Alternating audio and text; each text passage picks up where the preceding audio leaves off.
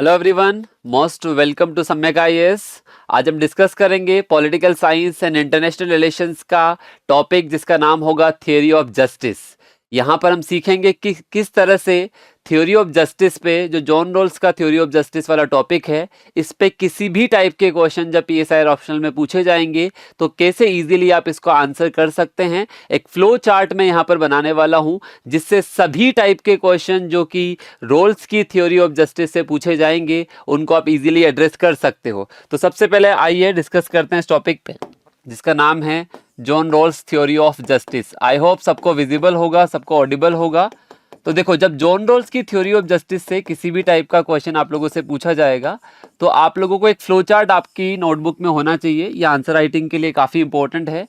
इसके अंदर सबसे पहली चीज़ आती है, जब कोई सा भी क्वेश्चन आएगा तो उसका इंट्रोडक्शन आप लोगों को कैसे देना है। इंट्रोडक्शन में कुछ चीज़ों का ध्यान रखा जाता है। पहली चीज़, जो थिंकर है वो कौन सी स्कूल ऑफ थॉट से बिलोंग करता है, वो जो थिंकर है उसकी किसी बुक से आप रिलेट कर सकते हो। जैसे जॉन रॉल्स को मैं बोलूँगा यहाँ पर एक सोशल लिबरल स्कॉलर है, मतलब इनका स्कूल ऑफ थॉट क्या हो गया, सोशल लिबरलिज्म। तो आप यहाँ पर जब स्टार्ट करोगे तो ये चीज़ यहाँ पर दिखा सकते हो। ये जो स्कूल ऑफ थॉट हो गया वो एक बेसिकली उनका सोशल लिबरलिज्म है, ये ध्यान में रखिएगा। सेकेंड चीज़, आप लोग यहाँ पर रिलेट कर सकते हो किस तरह के थिंकर है। ये एक लिबरल इगालिटेरियन थिंकर है। इगालिटेरियन थिंकर का मतलब होता है जो क्या चाहते हैं, सारी चीज़ों में इक्वालिटी स्टेब्लिश करना। तो लिबरल इगालिटेरियन थिंकर है। इनके अगर बुक्स के बारे में बात करूं तो इनकी बुक्स है जस्टिस एज फेयरनेस, ये काफ़ी फेमस बुक है इनकी। और दूसरी इनकी बुक का नाम है थ्योरी ऑफ जस्टिस। तो अब देखो, जब इस क्वेश्चन में कोई सा भी क्वेश्चन आएगा थ्योरी ऑफ जस्टिस का तो आप कैसे स्टार्ट करेंगे। John Rawls, a social liberal scholar, belongs to the tradition of liberal egalitarianism.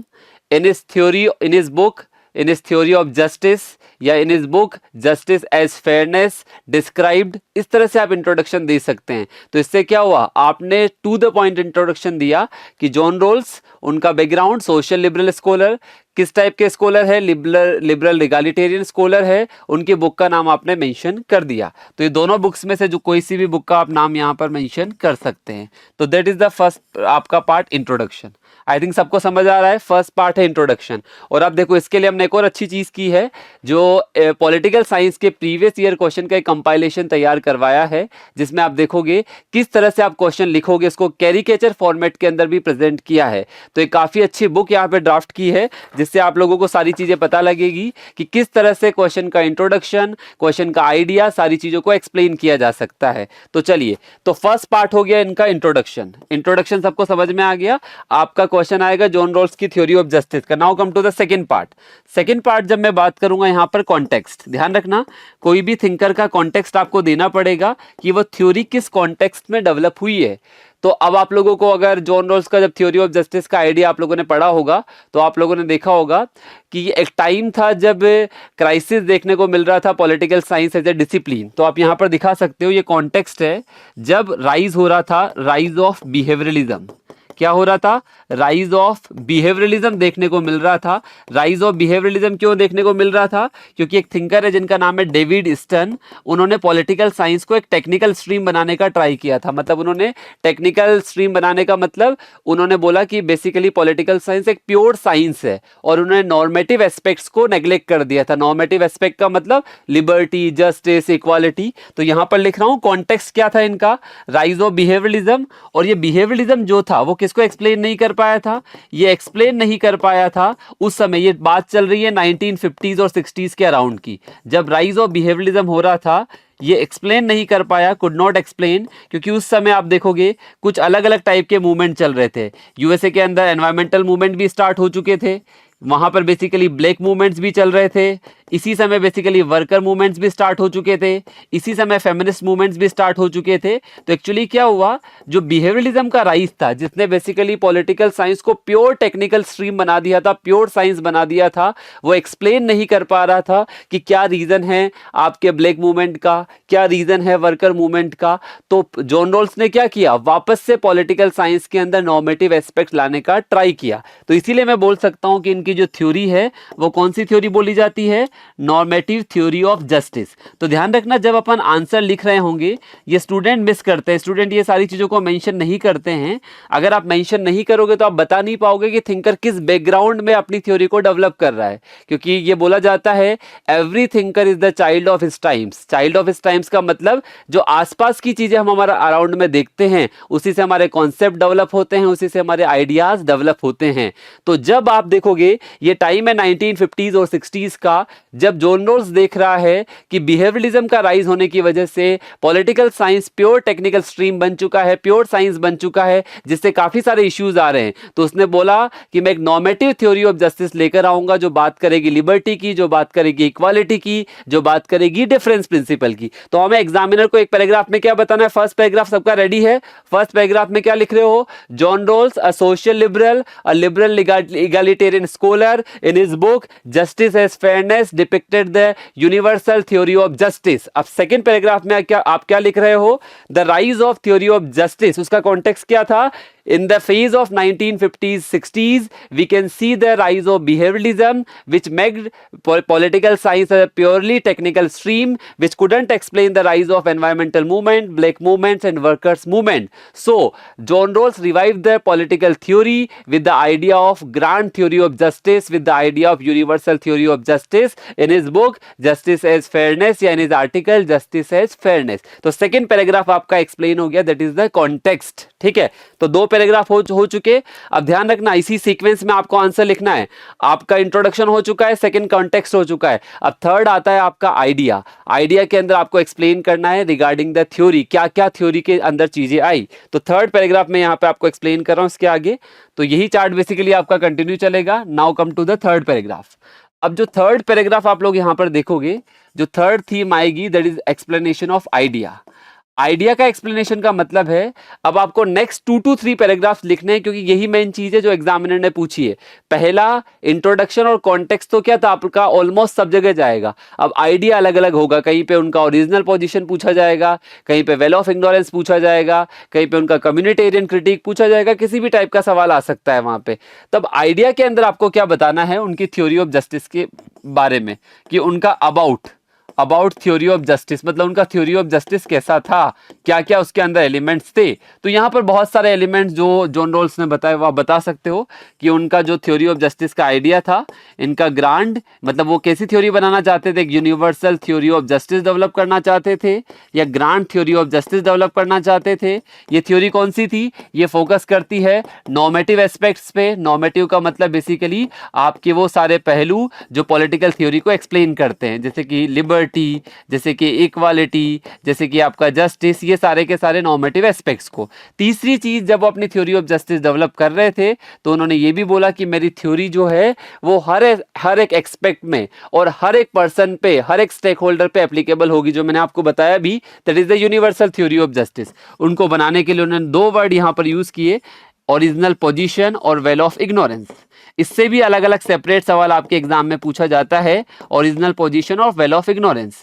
अब इनको आप अलग पैराग्राफ में एक्सप्लेन करें। अगर आपसे क्वेश्चन पूछा जाता है ओरिजिनल पोजीशन का अलग से भी, तो उसको आप पूरा डिटेल में एक्सप्लेन करें। नहीं भी पूछा जाता है, थोड़ा सा आपको बताना पड़ेगा कि ओरिजिनल पोजीशन क्या है। तो अब नेक्स्ट पैराग्राफ में यहाँ पर ही ये आइडिया का ही पार्ट चल रहा है।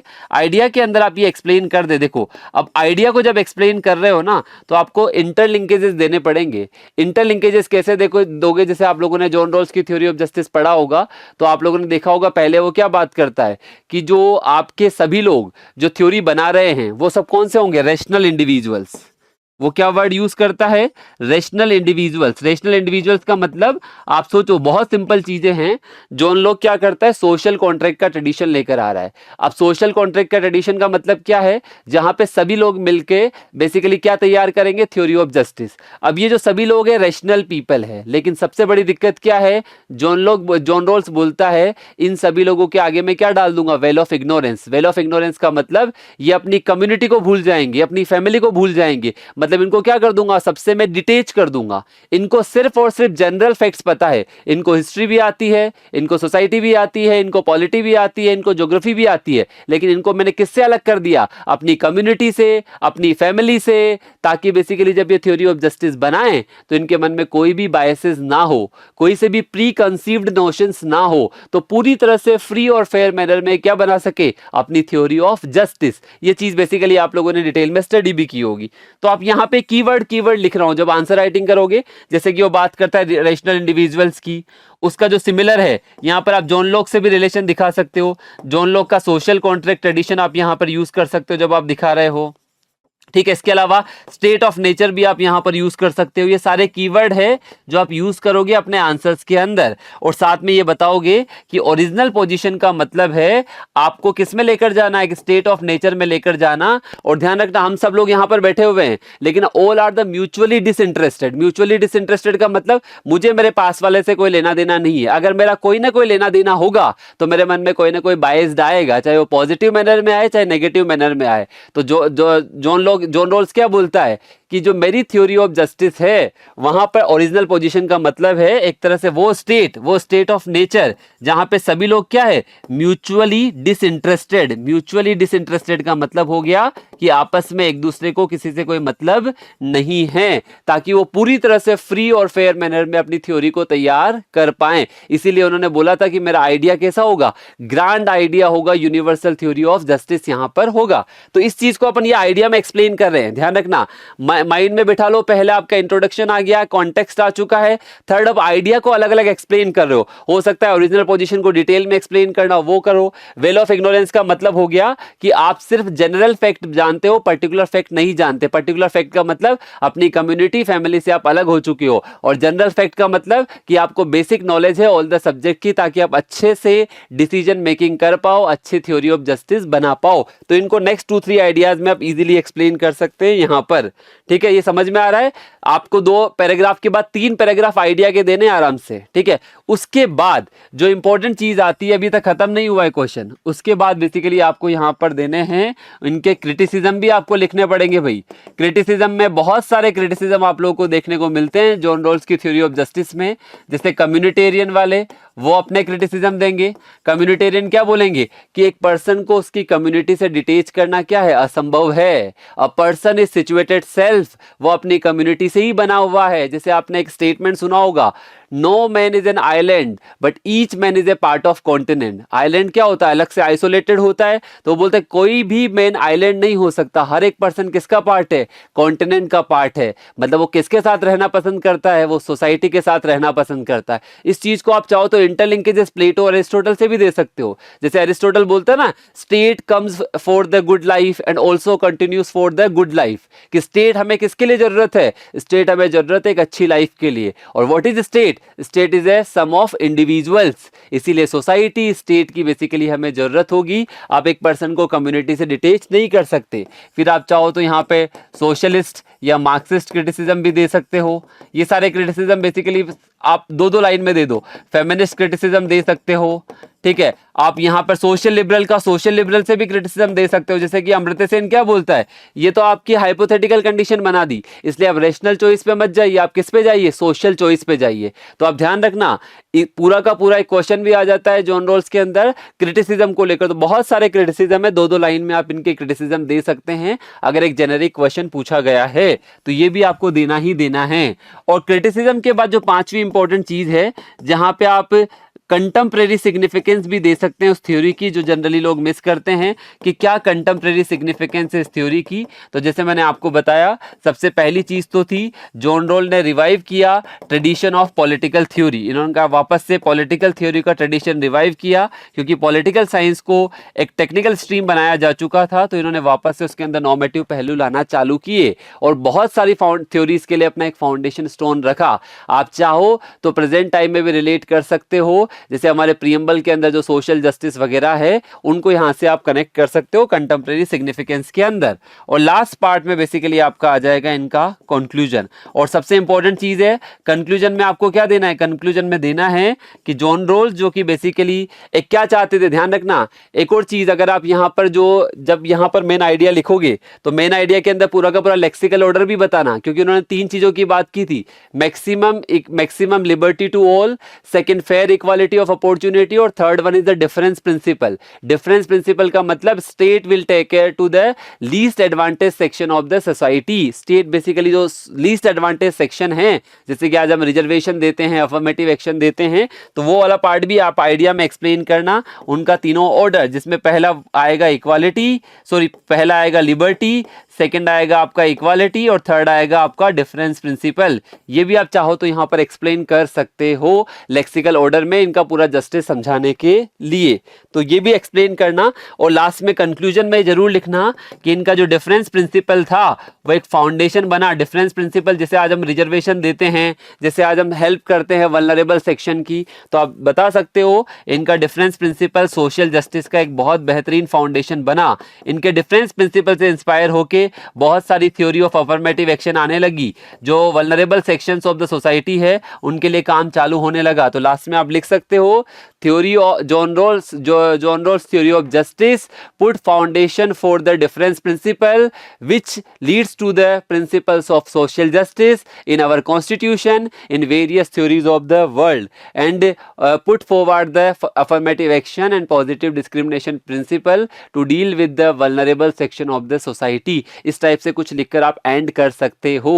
तो इस टाइप से मेंटेन करना होगा आपको फ्लो जब आप लिखोगे जॉन रोल्स की थ्योरी ऑफ जस्टिस का आंसर। तो आई होप आप लोगों को ये ऑर्डर समझ में आया होगा कि किस तरह से 5 to 6 पार्ट्स के अंदर आप पूरा का पूरा आंसर एड्रेस कर सकते हो। पॉलिटिकल साइंस में बहुत इजी होता है यहाँ पे स्कोर करना, अगर आपने एक बहुत सिंक्रोनाइज वे में लिखना स्टार्ट किया है। और इसी के लिए एक और चीज मैं दिखा रहा हूं, ये जो बुक बेसिकली हमने लॉन्च की है बहुत अच्छी बुक है। इस बुक के अंदर आप देखोगे, इस बुक में आप जो प्रीवियस ईयर क्वेश्चन पेपर का एनालिसिस देखोगे अभी हाल ही में इसके अंदर, और पूरे के पूरे क्वेश्चन जो कि आपके एग्जाम में 8 क्वेश्चंस पूछे जाते हैं, 8 में से आप लोगों को 5 अटेम्प्ट करने होते हैं, इसमें पूरे के पूरे 8 क्वेश्चंस को इसी थीम के साथ एक्सप्लेन किया गया है। और साथ में एडिशनल चीज है कैरिकेचर, जिससे आपको समझने में आसानी मिलेगी। जैसे मैं कुछ एग्जांपल देता हूं, जैसे फेमिनिज्म को अगर हमें समझाना है तो फेमिनिज्म की अलग अलग वेव्स के यहाँ पर कैरिकेचर्स दिखाए गए हैं, ताकि आपको मेमोरी टेक्निक्स में आसानी होगी, याद करने में चीजें आसानी होगी। पूरी बुक को इसी तरह से डिजाइन किया गया है। जैसे आप इक्वालिटी का देखोगे, अब देखो यहाँ पे क्वेश्चन भी लिखा हुआ है feminist critic of the state, उसको उसी अप्रोच में आंसर किया गया है जो आपको एग्जाम में लिखना है। तो ये सारी चीजें आपको हेल्प करेगी पॉलिटिकल साइंस में 300 प्लस स्कोर करने के लिए। तो ये जो बुक डिजाइन यहाँ पर की गई है, ये कैरिकेचर की हेल्प से डिजाइन होने से आपको मेमोरी टेक्निक्स में काफी इजी रहेगा, काफी आसानी रहेगी और आप लोगों को हेल्प करेगी। तो आप लोग जो भी पॉलिटिकल साइंस की तैयारी कर रहे हैं, पॉलिटिकल साइंस मेंटरशिप प्रोग्राम भी सम्यक आईएएस में एप्लीकेबल है, वहां से भी आप पॉलिटिकल साइंस में जुड़ सकते हैं। और मैं ही आप लोगों का यहां पर मेंटर रहूंगा। मैंने पहले भी बताया था पॉलिटिकल साइंस में कंसेक्यूटिवली मुझे काफी अच्छे स्कोर्स मिले हैं। लास्ट जो मेरा स्कोर था वो 288 था, जिसमें पेपर 1 में 150 मार्क्स थे आउट ऑफ 250। तो आप लोगों को मेरे कुछ गाइडेंस से आपको हेल्प होगी कि किस तरह से आप पॉलिटिकल साइंस में अपने स्कोर को मैक्सिमाइज कर सकते हैं। थैंक यू वेरी मच हमसे जुड़ने के लिए, बहुत बहुत धन्यवाद। Thank you.